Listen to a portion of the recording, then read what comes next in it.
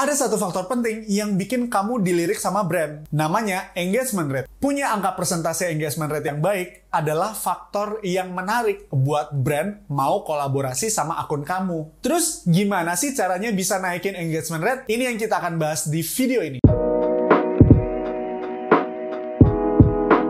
Hai guys, gue Bagas, welcome to Home for Creators, tempat creators tumbuh bareng. Channel ini upload setiap hari Senin, Rabu, dan Jumat jam 6 sore. Kita banyak bahas tentang creators ekonomi dan gimana caranya punya karir sosial media yang sustainable. So, buat kamu yang mau belajar lebih banyak, klik tombol subscribe. Ibarat rating yang adalah faktor penting dari sebuah pertelevisian, engagement rate adalah faktor yang penting untuk brand mau kolaborasi sama sosial media kita. Engagement rate adalah indikasi atau faktor pengukur kalau followers kita itu suka sama konten kita dan engage sama konten kita. Engagement rate juga bisa jadi tanda baik atau tidaknya hubungan kita sama followers kita atau sama audiens kita. Nah, biasanya untuk mengetahui engagement rate kita itu bisa dicek di kayak Social Blade atau website-website dan aplikasi-aplikasi yang lain. Nah, sekarang kita semakin ngerti bahwa engagement rate itu sepenting itu ya. Relasi kita sama audiens kita itu sepenting itu ya. Nah, sekarang pertanyaannya gimana caranya naikin engagement rate kita? Itu kan yang jadi pertanyaan kita. Nah, di video ini kita akan bahas gimana caranya naikin engagement rate kita. Yang pertama, research di sumber yang terpercaya. Dengan research di tempat yang terpercaya, itu akan membuat kita lebih percaya diri lagi untuk menyampaikan apa yang ingin kita sampaikan. Kita nggak perlu takut dan ragu lagi terhadap apa yang mau kita sampaikan ke audiens. Kalau kita aja masih ragu sama apa yang mau kita sampaikan, apalagi orang yang nonton. Apalagi kalau kita research di sumber-sumber yang nggak terpercaya, itu akan buang-buang waktu buat kita kan?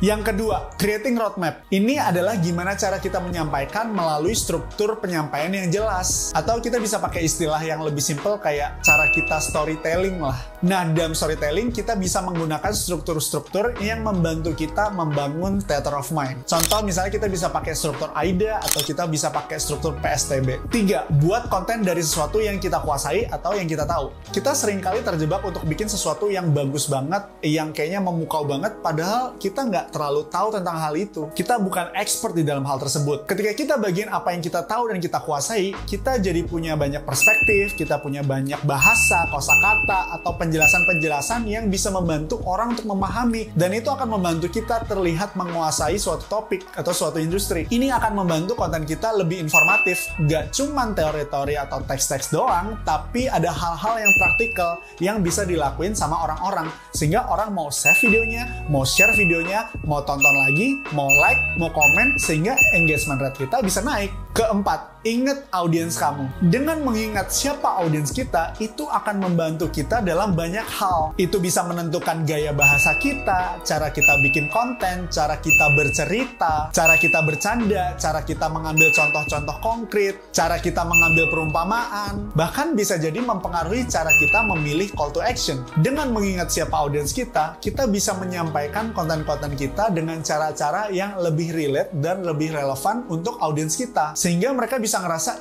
cara penyampaian kayak gini yang cocok banget sama gue. Atau contohnya relate banget nih sama gue. Dan nggak cuman itu, ketika kita mengingat siapa target audiens kita, itu akan membantu kita untuk memilih konten-konten yang kayak gimana sih yang deket sama kehidupan mereka. Konten-konten yang kayak gimana sih yang bakal menjawab problem mereka. Nah, balik lagi, inilah yang bikin orang mau komen, mau share, mau like, dan engagement rate kita bisa naik deh. 5. Call to action atau CTA. Nah, dengan call to action, kita bisa mengajak mereka untuk engage ke konten kita. Suruh mereka komen, suruh mereka like, save, share ke teman mereka. Nah, memang sih pada akhirnya kita harus ingetin mereka terus untuk bisa aktif dan berpartisipasi di konten kita. Nah, pemilihan CTA juga tergantung dari tujuan konten kamu. Kalau konten kamu berupa edukasi free, ya udah suruh mereka share ke teman mereka atau save. Atau paling nggak komen deh pendapat mereka gimana, setuju nggak? Atau kalau tujuan konten kamu adalah untuk jualan, kamu harus sediain link dan direct mereka untuk klik link tersebut biar mereka bisa check out. Nah, tapi CTA untuk konten jualan itu emang macam-macam, tergantung customer kamu atau audiens kamu tuh udah di tahap mana. Buat CTA yang segampang mungkin untuk dilakukan.